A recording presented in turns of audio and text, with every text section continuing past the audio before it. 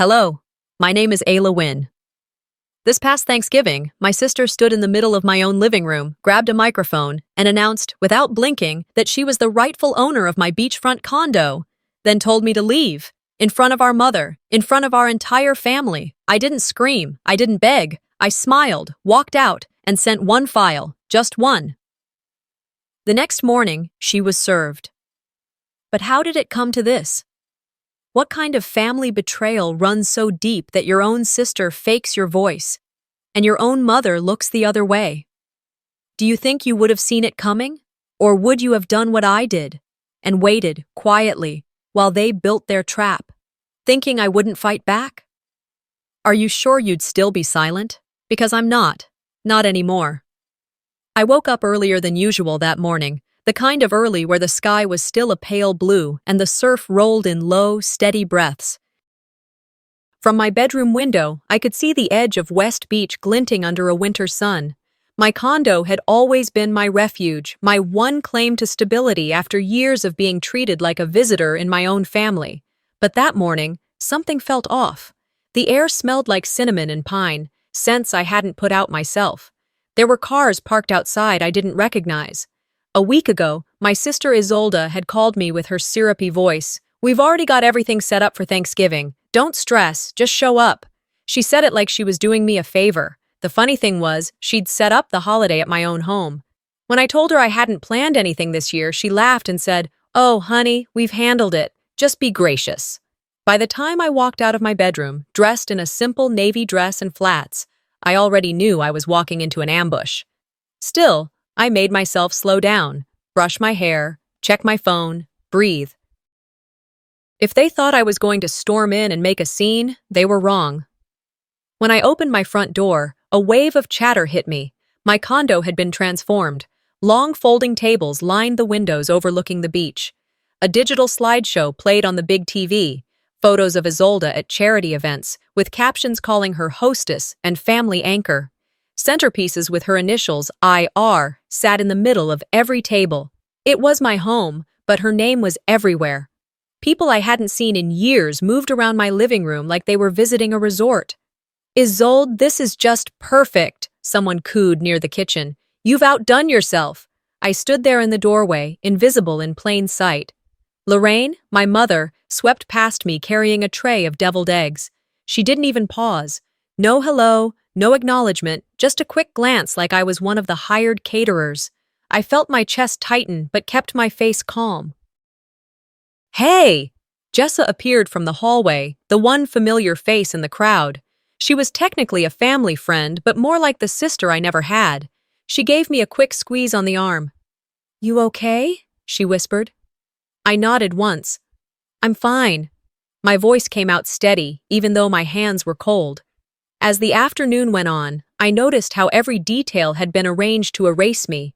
My photos were gone from the hallway. The seating chart had me stuck at the far end near the kitchen door. When I tried to grab a glass of water, someone thanked Isolda for letting them use her space. By the time dinner rolled around, my patience was stretched thin but intact. The sun dipped lower, throwing long orange shadows across the room. The turkey was carved, plates passed, wine poured. Isolda moved through the room like a hostess at a charity gala, touching shoulders, flashing smiles. Then she picked up the microphone. Yes, a microphone. She'd rented a small PA system and set it up by the window. The room quieted. I froze with my fork halfway to my mouth. "I just want to say how grateful I am," she began, her tone polished, like she'd rehearsed this. "It's been a hard year for everyone, but I'm so thankful for family, and for this beautiful home where we can all be together. It's truly a blessing." People murmured their agreement. Then she smiled, a sharper smile. "And, since I believe in transparency, I want to share some news. As of this week, after consulting with my attorney, I'm now the legal owner of this beachfront condo. Yes, this one." For a moment, it didn't register. My ears rang. She kept going. "I've put so much time and money into keeping this place up, and I think it's only right that it reflects the truth. Ayla," she gestured toward me, "has been so busy with her own life, and I've stepped in to handle things. This is now my home." And unfortunately, she's no longer welcome to stay here." The room fell silent. Someone dropped a fork. I could hear the ocean outside, muffled through the glass, like it was holding its breath with me. I didn't move. Lorraine kept her eyes on her plate. A cousin looked at me with pity. Jessa's hand found mine under the table and squeezed hard. Inside, my mind ran through every mortgage payment, every repair, every sleepless night I'd spent in this condo while everyone else vanished from my life. But on the outside, I didn't flinch. I smiled faintly. "Well," Isolde said brightly into the mic, "let's eat." She set it down and clinked her glass. Laughter rose awkwardly, then died. I stayed seated another minute, my pulse pounding in my ears. Then I pushed my chair back slowly. The scrape of it on the tile sounded like a blade being drawn. I stood, picked up my purse, and looked around the room. One by one, I met their eyes. The ones who avoided me. The ones who stared. "This house has a memory," I said softly, my voice cutting through the hush. "And it remembers everything." I walked to the door without another word. Outside, the coastal wind was sharp and briny. I pulled out my phone, my thumb hovering over a folder I'd been compiling for months. Every receipt, every email, every document. They thought I was naive. They thought silence meant weakness. As the sky darkened over West Beach, I started walking, the surf to my left, the condo glowing behind me like a stage I'd just exited. My hand tightened on the phone. The wind off the Pacific cut through my dress as I walked along the wet sand. The condo glowed behind me like a stage set after the play had ended, voices still echoing faintly from inside. I didn't turn back. My heels sank slightly with each step, grounding me.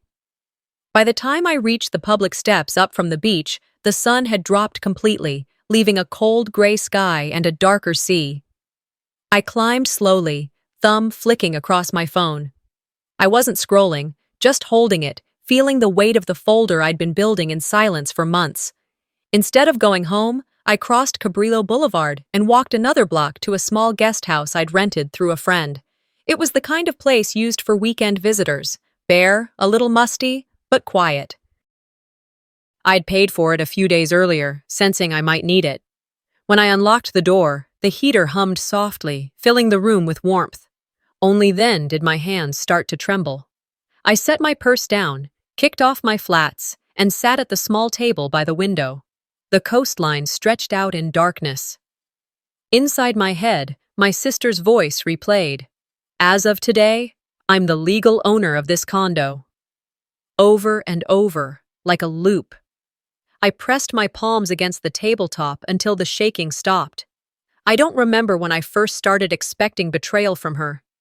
Maybe it began 6 months ago, in the hospital. The memory slipped in now, uninvited but vivid. I had been about 18 weeks pregnant when the bleeding started. One minute I was at work, the next I was in the ER with an IV in my arm, a monitor strapped to my belly. They kept me for 2 nights. On the second evening, Isolde showed up with a bouquet of lilies and a smile that was almost tender.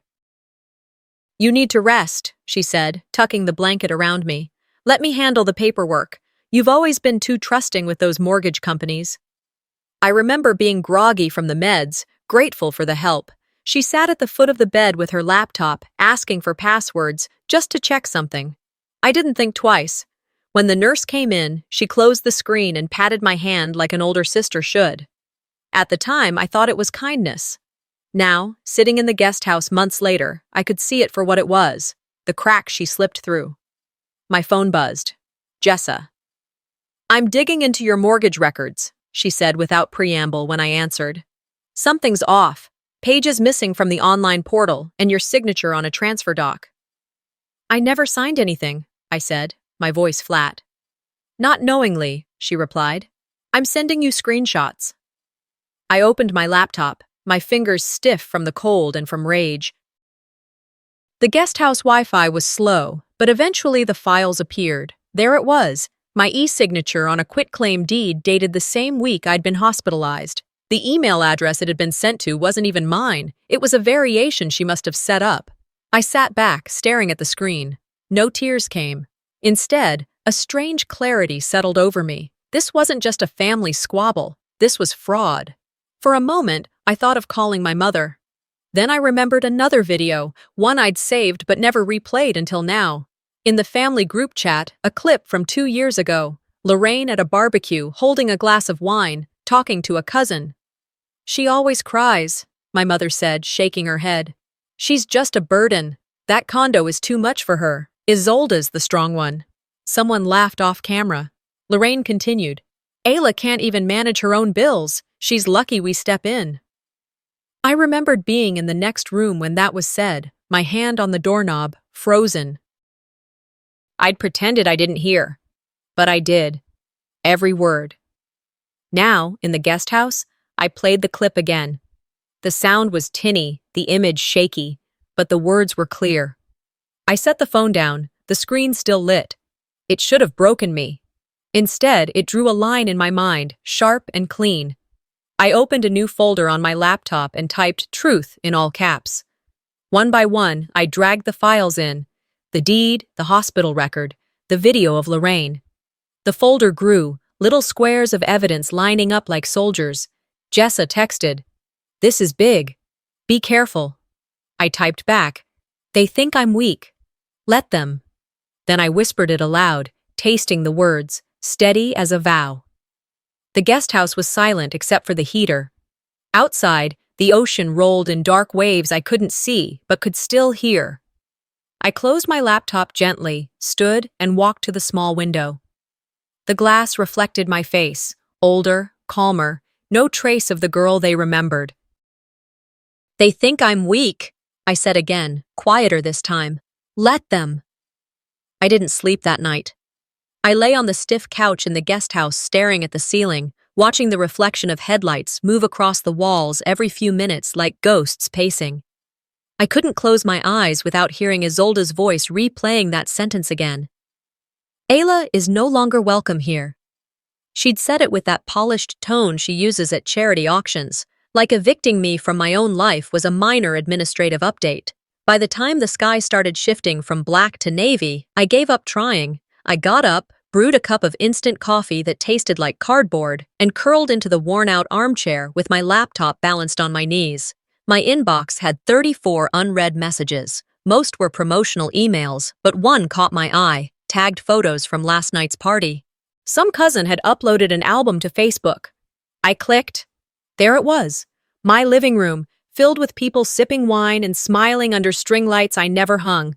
Isolde beaming in every frame, posing next to a turkey she didn't roast, flanked by relatives who hadn't spoken to me in years. I scrolled through the slideshow. At first it seemed like I just wasn't in the pictures, but then I noticed something worse. A few shots had the edge of my dress in them, cut off mid-hip.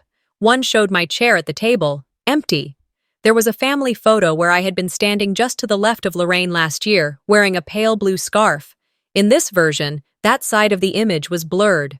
I kept clicking, frame after frame. I was a ghost in my own house. Isolde hadn't just pushed me out in front of our family, she was erasing me digitally too. And then, just when I thought it couldn't twist the knife any further, I scrolled down to the caption. "Thank you all for joining me in celebrating this new chapter. It's been a hard few years, but I'm so grateful for those who stood by me. Here's to fresh starts and stronger roots." Dozens of comments underneath. "You deserve it. Your strength inspires me. So glad this home is finally yours. You've always been the backbone of this family." I stared at the screen, not blinking, not breathing. This wasn't just about the condo anymore. This was a rewrite. She was rewriting history. I picked up my phone and dialed Jessa. It rang twice. "You up?" she asked. Her voice was groggy but alert. "I need you to download something for me," I said. "From Facebook, slideshow from last night." "I'm already on it," she replied. "It's disgusting, Ayla. She's scrubbing you out." "She's rewriting my existence," I said, my voice hollow. There was a pause. Then Jessa said, "She's not just stealing the house. She's stealing your narrative. You need to fight this." I closed my eyes for a second. The early morning air was beginning to seep through the thin walls. "I'm not reacting yet," I told her. "I'm documenting." I watched the rest of the video. At one point, someone at the party had done a live stream. In it, Isolde stood by the window holding a glass of wine. She laughed, gesturing around her. "Ayla?" she said when someone asked about me. "She just signed papers. I'm the one who made this place what it is." The crowd laughed. A man off camera added, "She never really belonged here anyway." Another voice chimed in, "I thought you were already the owner." Isolde just smiled. "Well, now it's official." I paused the video. The image froze on her face, smug, polished, perfectly composed. I took a screenshot and added it to the truth folder. Then I replayed the clip, again and again, memorizing every second. Jessa messaged me again. "She's doing PR. She's painting you as weak, quiet, forgettable."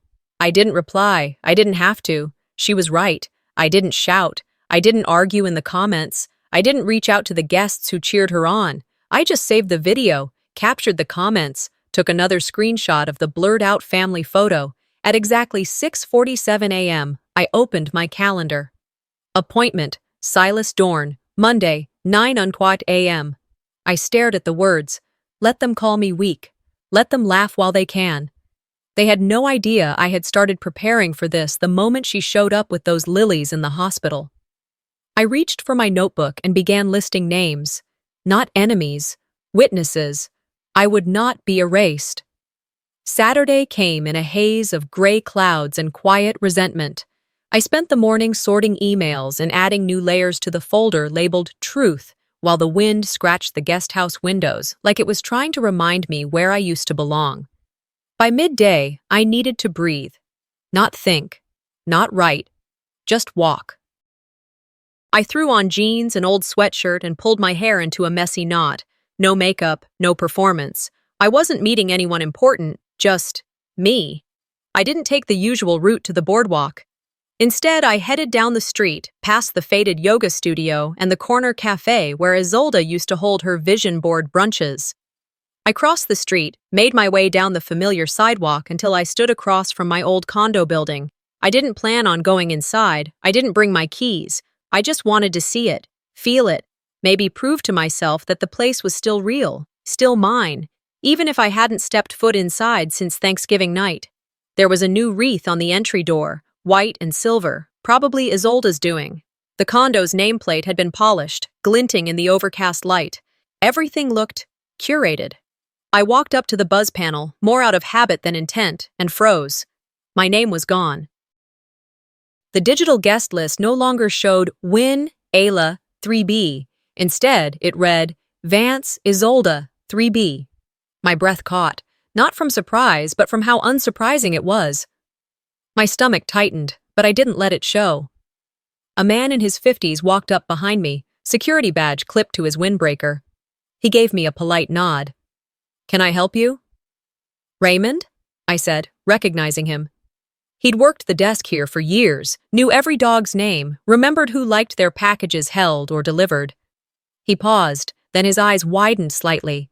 "Miss Wynne, I didn't recognize you." "I don't live here anymore, apparently," I said, voice even. Raymond shifted, awkward. "I assumed the transition was official. Your sister gave us a signed note, said you were stepping away from ownership, wanted everything routed through her. She had an updated ID and it looked legitimate." "I was in the hospital," I said, quietly. His mouth opened, then shut. He looked genuinely uncomfortable. "I didn't know. I'm so sorry." "It's not your fault," I said. "You followed protocol. She gave you just enough paperwork to make it look clean." He nodded, glancing toward the door. "Do you want to come in?" I shook my head. "Not like this. Let me know if you need anything," he added softly. "I mean it." "Thank you." I walked away slowly, feeling the weight of every step. I didn't want to break down in public, but there was something about seeing my name wiped off that building, my name, gone, that scraped something deep inside me raw. I kept walking, past the taco truck where Isolde and I used to grab lunch before our mother's birthdays, past the corner where I fell in love with the ocean the first time I moved in. And just like that, my mind dropped me back into Thanksgiving. The kitchen, Lorraine's voice. I'd followed her in that night, after Isolda's little performance with the microphone. She had pulled me close like it was some heart-to-heart moment, like she was doing me a kindness. "You're not going to make a scene, are you?" she asked, her tone sweet but firm. "Excuse me?" "Don't embarrass the family," she said, pouring herself a glass of wine like we were discussing weather. "Your sister's worked hard to hold things together. Just let her manage this." "Manage what? The house I paid for? The mortgage I signed because no one else had credit above 600? She has vision, Ayla. She always finishes what you start. You have to admit, she's made that place beautiful. More than you ever did." I remember staring at her like I was trying to see someone I used to know. "Us?" I asked. "You keep saying us." Lorraine looked at me then, her expression soft but blank. "We don't drag family into court, Ayla. It's not dignified." "Neither is theft." She didn't respond, just sipped her wine and walked away. That conversation had festered in the back of my mind all weekend like an infection. By the time I reached the coffee shop near the courthouse, the one I used to sit in with my laptop and plans, I wasn't sad anymore. I was something else entirely. Jessa had texted me earlier. "You were erased because you were too quiet."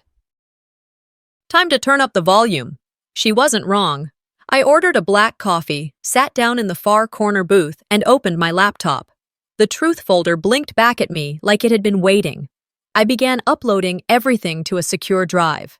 The quitclaim deed with my falsified signature. The hospital records showing I was sedated at the time of signing. Screenshots from the family chat. The video of Lorraine dismissing me as too emotional. Facebook screenshots. The live stream from the party. My own texts with Isolda before the hospital stay, proving I never intended to sign anything over. Each file dropped into the folder with a soft chime, one after another. When I finished, I renamed the folder. Case file, Vance v. Vance. Then I opened a blank document and started a list. People, witnesses, timeline, emotional manipulation. They thought silence meant surrender. They thought my quietness was a defect. They never realized it was a weapon. The streets were still damp from a light coastal rain when I stepped out of the cafe on Monday morning, the kind of drizzle Santa Barbara got in winter, not heavy enough to drench, but just enough to sting when the air was already cold. My laptop bag weighed more than usual. Or maybe it was the contents that made it feel heavier, my folder, my evidence, my voice. I walked the few blocks to Silas Dorn's office, tucked behind a law firm that mostly handled estate planning and neighbor disputes. The brass plaque on the glass door simply read, "Dorn Legal." No drama, no big signage, just quiet strength, which felt like exactly what I needed. Inside, Silas greeted me with a nod and motioned toward a chair across from his desk. He wasn't one for small talk. I appreciated that. "I've reviewed the initial set of documents you uploaded," he said, adjusting his glasses. "You've got something here." I didn't respond right away. I let him talk. "Your name is on the deed. You're the primary mortgage holder. Her claim, at best, is built on a forged consent. That hospital record?" He looked up from the folder. "That's gold." I took a breath. I'm not interested in public drama, but I won't let her steal this, or rewrite who I am.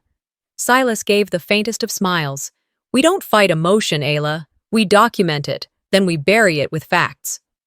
We went over the strategy, what the case would require. Timelines, witnesses. My voice didn't shake once. But later, as I walked back toward the rental, my phone buzzed with a message from Jessa. It was a photo from a family dinner last month. She'd taken it candidly, back when things still looked normal. At the edge of the frame, I was holding my niece, Naomi. 4 years old, messy hair, dimpled smile. I remembered that night. She had leaned in close and whispered in my ear with the kind of brutal honesty only a child could pull off. "Dee said not to call it your house anymore," she'd said, eyes wide and proud. "She said it's hers now." At the time, I laughed, tucked a strand of her hair behind her ear, and said something like, "Your aunt is silly, huh?" But that moment echoed now like a hammer hitting a hollow wall. Naomi hadn't made that up. Isolda had already been laying the groundwork, even in the mind of a child. By noon, I stood outside my condo building. I hadn't told Jessa or Silas I was coming. I needed to see the place again, walk the perimeter, feel the edges. The front desk attendant was new, early 20s, polite but nervous when I introduced myself. "I'm sorry, Ms. Wynne," she said after typing into the system. "The resident on record for Unit 3B updated access last week. Your key fob was deactivated. We replaced the locks." I didn't say anything at first. I just nodded. "She provided a notarized letter," the girl added, trying to explain something she didn't understand. It all looked official. I turned, walked out the door, and didn't look back. No screaming, no pleading. They expected a storm. I gave them silence. Back at the rental, I typed a short message to Isolde. Subject: "You've crossed a line. You've made this public. So will I. I won't sit quietly while you dismantle everything I built. I won't let you teach Naomi or anyone else that betrayal is how you get what you want. You've made this personal. That was your mistake." I didn't wait for a reply. I BCC'd every relative who had shown up to that Thanksgiving dinner, even the ones who'd smiled and clapped during her little speech. I didn't name-call. I didn't threaten. I outlined the facts: my legal standing, the forged documents, the hospital timeline. I attached a screenshot of the message Naomi repeated. I let their own discomfort do the talking. Within minutes, Jessa replied with nothing but a bullseye emoji. That evening, Silas filed the preliminary paperwork with the county court to begin challenging the title transfer. I signed everything. I understood every word. I wrote one last thing in my journal before bed. There's no rage left, only resolve. And that will cost them more than they know. By the time the clock on my rental kitchen's microwave blinked past noon on Tuesday, I knew I was done waiting. I'd held my breath long enough for the whispers to become shouts, for the lies to bloom like mold in every corner of my life. I was cleaning up after a quick lunch when the alert popped up on my phone. It was from the county courthouse's automated system, the one I'd signed up for after filing with Silas. The subject line was clinical. New motion filed, claim of emotional ownership. I stared at it for a few seconds, rereading the subject line. Emotional ownership? My pulse kicked up. Not out of panic, but something colder. She was playing dirty. I clicked through the attachment. The motion came from Isolde's new attorney, someone I didn't recognize. In the statement, she argued that the condo, while legally under my name, had been jointly cultivated through years of familial investment, emotional labor, and mutual reliance. There was a line that made me laugh aloud, a sharp, bitter sound that surprised even me. Ms. Vance, Isolde, functioned as co-curator of the residence's aesthetic, financial decision-making, and logistical upkeep. Curator, that woman hadn't even paid to fix the broken garbage disposal last spring. I had, out of pocket, at 2 a.m., after waiting 5 days because Isolde had forgotten to schedule someone. But this wasn't just nerve. This was calculated. The motion was filed 1 hour after I'd sent out the mass email to the family. The timing wasn't a coincidence. She was trying to hit me before I could gain traction. Fine. I opened my laptop, logged in, and dragged my fingers across the trackpad until the Truth folder opened. There were now 32 files in it: documents, screenshots, videos, emails, hospital records. I double-checked the contents, rearranged them into subfolders for easy navigation. I zipped the folder and renamed it Legal Response, Owner File. Then I opened a new message. To silas@dornlaw.net. CC, isoldevance@gmail.com, lorrainevance@hotmail.com, extended family group at vancehouse.org. Subject, formal response. Title challenge. Body. Please find attached my formal response to the claim filed this morning. This includes my original deed, notarized mortgage documents, time-stamped communication, and evidence of fraudulent signatures. As previously stated, I will not engage in speculation or emotional dramatics. This is a legal matter. All future correspondence should be directed to my attorney. Regards, Ayla Wynne. I hit send. Then I sat back and exhaled, not with relief, but with finality. There would be no turning back. A few hours later, Jessa called. I found something, she said, voice low and urgent. And it's bad, like Real bad. What now? You remember the shared cloud storage Isolde set up for the family, back when she wanted us all to upload vacation pictures? Yeah? Well, she didn't clean it out. I restored some of the deleted files. Guess what I found? Tell me. An email chain between her and someone named Peter.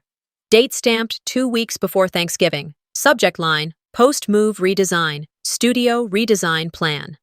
My mouth went dry. Studio? She attached a full interior design plan, with your floor plan, except it's renamed Isolde's Sanctuary. I swallowed hard. Read me the email. Jessa didn't hesitate. She wrote, "Let me deal with her first, then we'll talk about moving in." The silence on my end stretched. "I'm forwarding it now," she said gently. "You okay?" "No," I replied, "but I'm focused." The email came through seconds later. I opened it, stared at the words again. Let me deal with her first. They weren't just trying to steal property, they were building a future on top of my erasure. I forwarded the email to Silas immediately with the subject line, "New intent evidence, family cloud." His reply came within the hour. "They made a mistake. That email is intent. It establishes prior planning, personal motive, and premeditation. We now move to challenge any claim of emotional confusion or accidental transfer. This strengthens your position tenfold. Let's proceed." I sat at my desk for a long moment. Then I renamed the folder again. She tried to erase me. Just before sunset, my email pinged again. Lorraine, subject, family matter.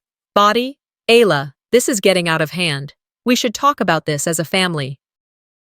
Lawyers make everything uglier than it needs to be. Don't escalate.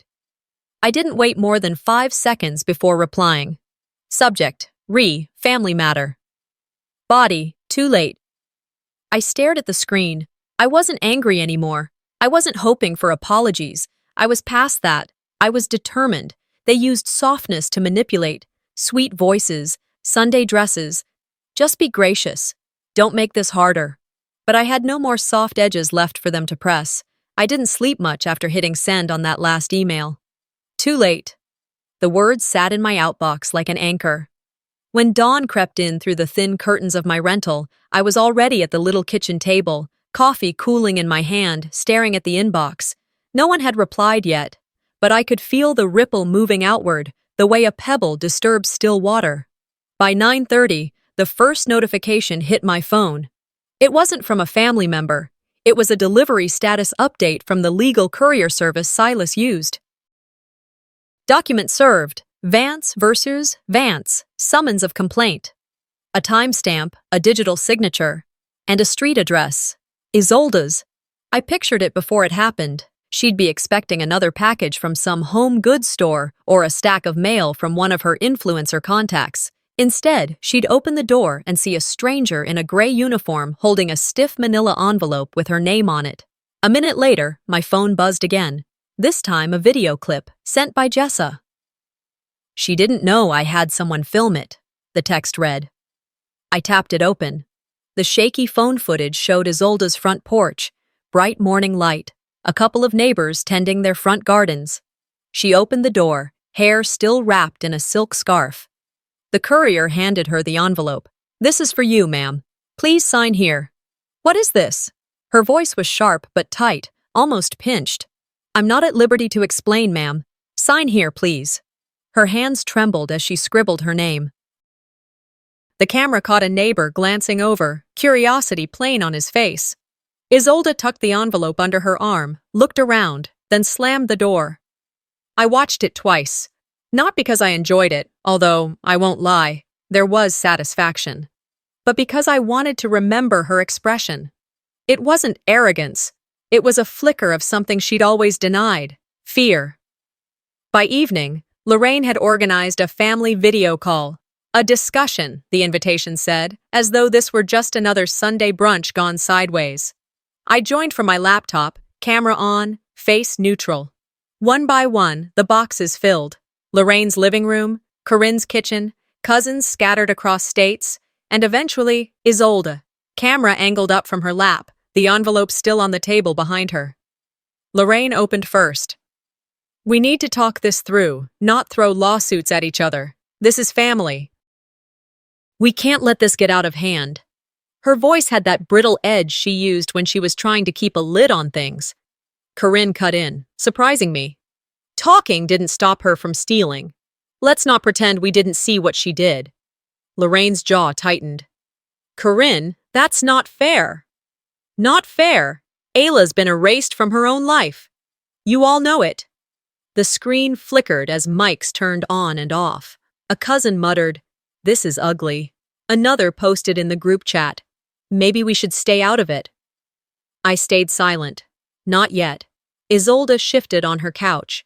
"This is ridiculous," she said, trying for a laugh but failing. "Ayla always dramatizes. That condo was our project. She signed things. I handled the hard parts. That's why everyone thanked me." Jessa sent me a private message. "Ready?" I typed back, "Play it."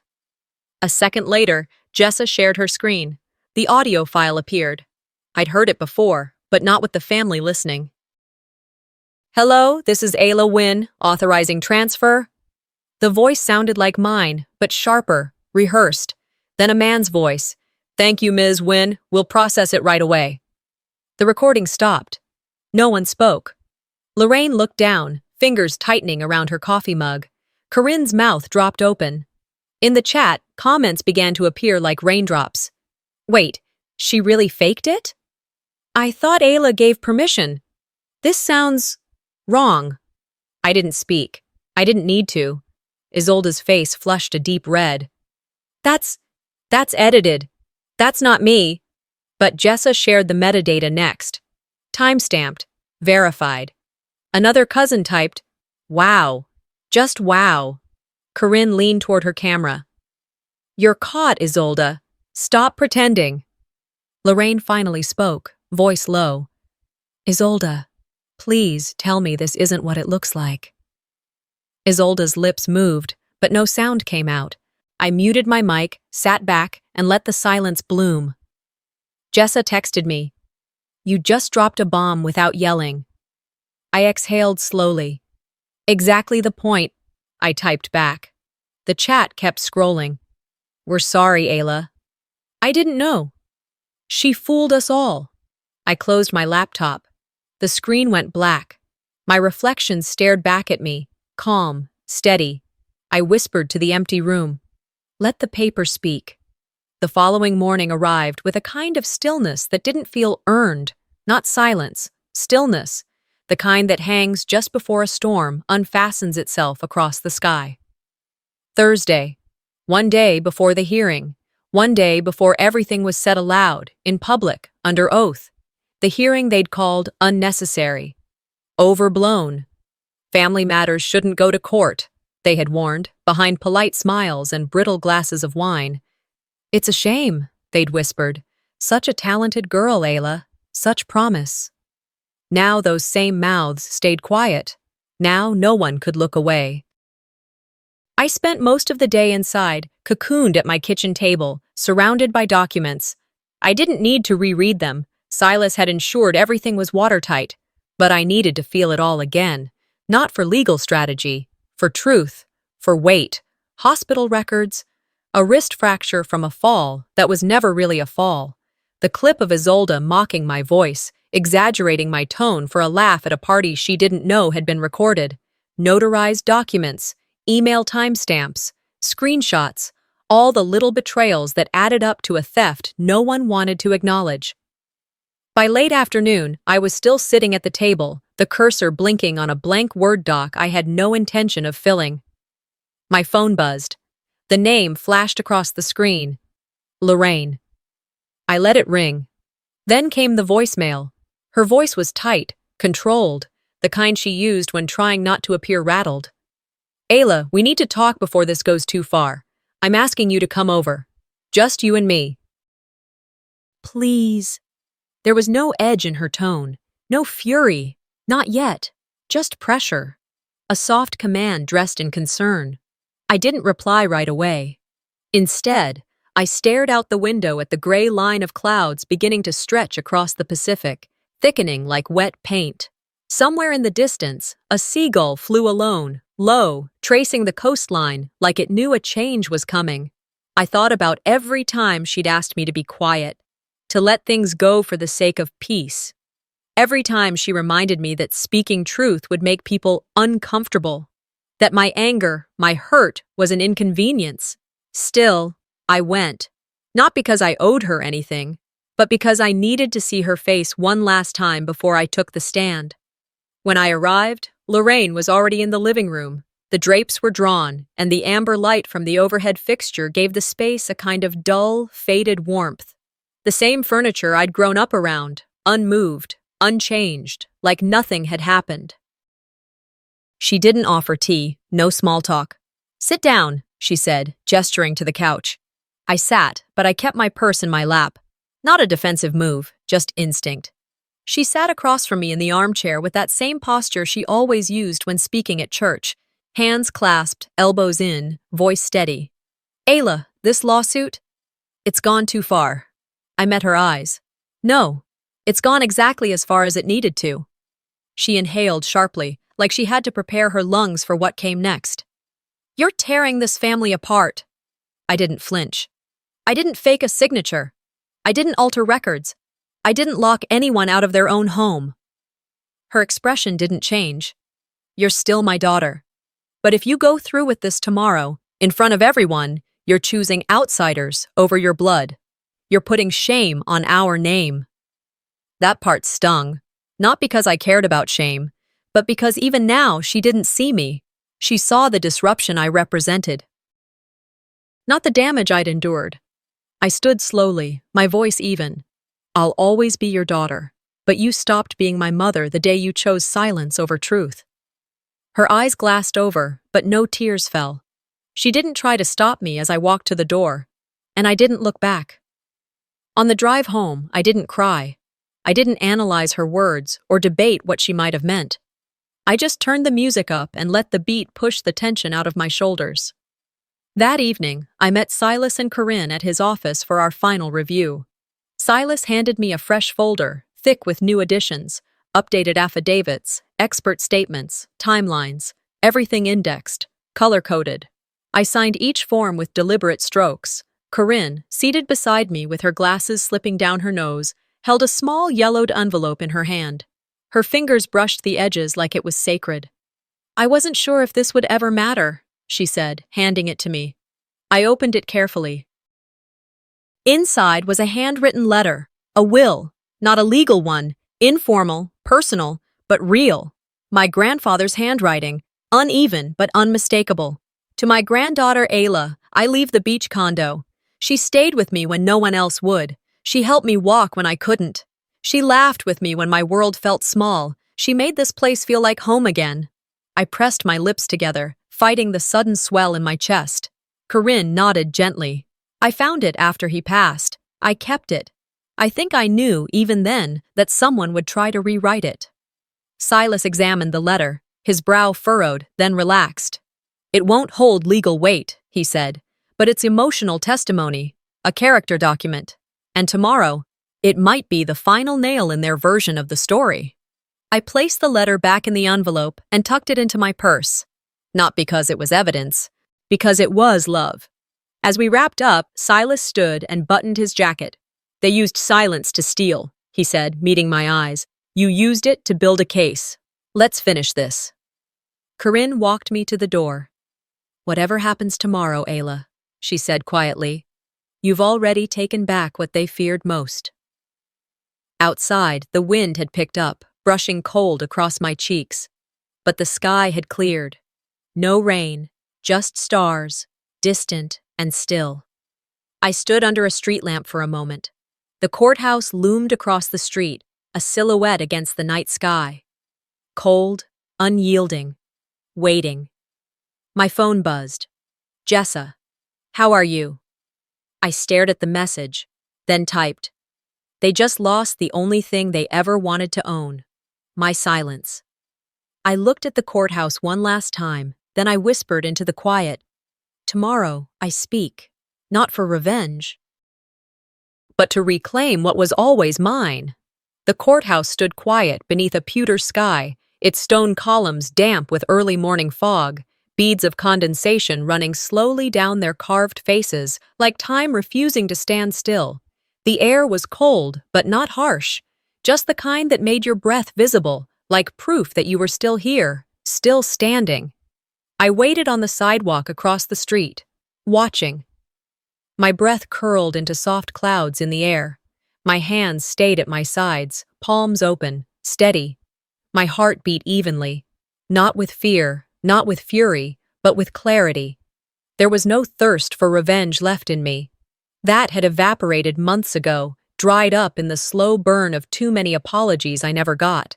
This wasn't about rage. It was about truth. I needed it spoken. Not just so a judge would hear it, not even for my family, but for me, for the version of Ayla who had once sat silent in rooms where lies dressed themselves in politeness. For the girl who carried bruises beneath business casual smiles, for the woman who refused to make herself smaller one more time just to keep everyone else comfortable.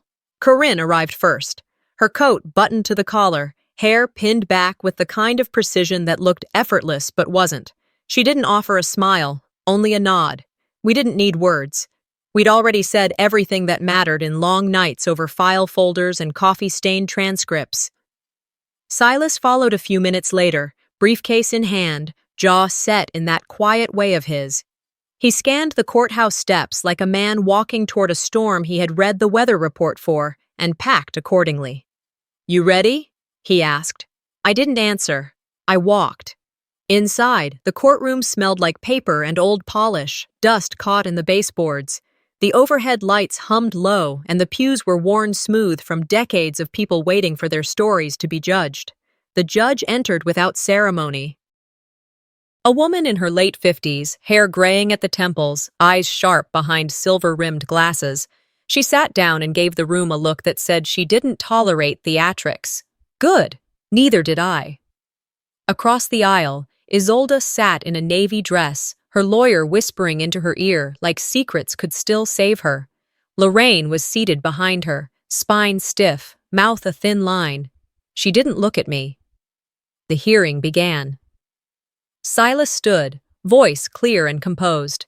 He introduced the case, submitted our documentation one piece at a time, each page its own reckoning.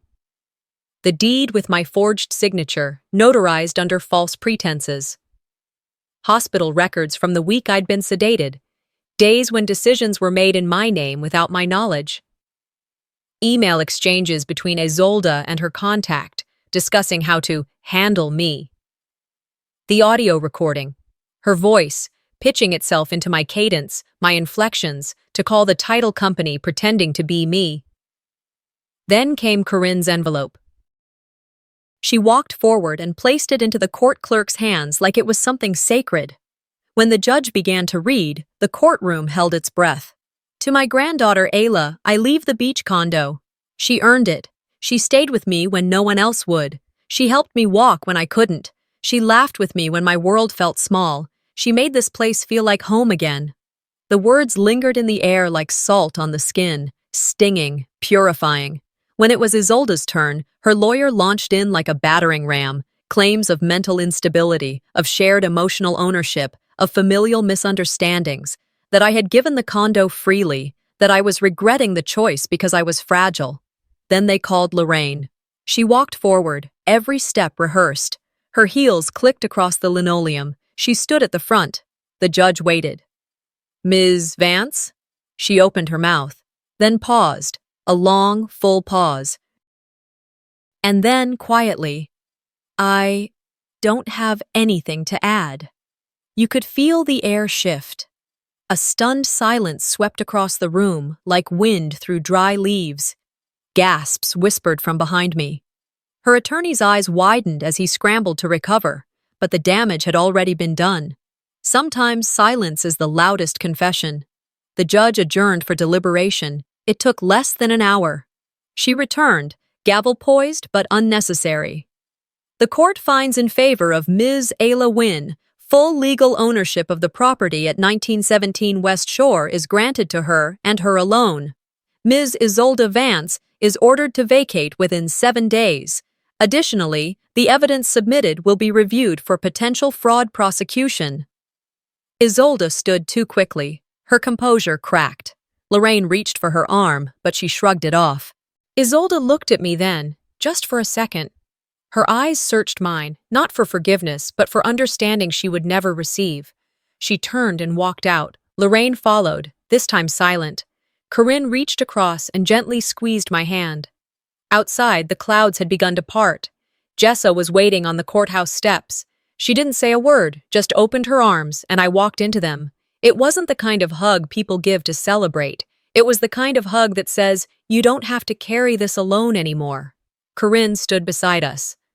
"Some wars," she said softly, "aren't won by fire. They're won by not becoming what they made you." I nodded. My lips trembled. This time, I let them. 2 months later, the ocean moved the same way it always had, steadily, with rhythm and return. It didn't forget. It didn't need to be loud to be constant. I stood barefoot in the sand just outside the condo, my condo. The morning light painted gold across the waves, as if the sun had decided today was worthy of softness. In my arms, my daughter. She was warm and impossibly quiet, eyes fluttering beneath her lashes as if she was dreaming the beginnings of her own stories. I named her Mira, Latin for ocean, for wonder. She was born right here, in the back bedroom where I used to sit alone at 16, staring out at the waves, wondering if I'd ever be seen. That same window now held a white crib, and above it, a handmade mobile of seashells dancing gently with the breeze. Each morning, I walked the shoreline with her, small footsteps beside mine. I didn't speak often, but when I did, it was soft, gentle, the kind of voice I had needed when I was a child. One afternoon, I sat at my desk, the same one that once held legal filings and court summaries, and pulled out a single sheet of paper. I wrote slowly, deliberately, "Dear Mom, I'm not writing this for closure. I've stopped shrinking myself to fit inside other people's silence. You don't have to answer. You probably won't. That's okay. I'm writing because I know who I am now.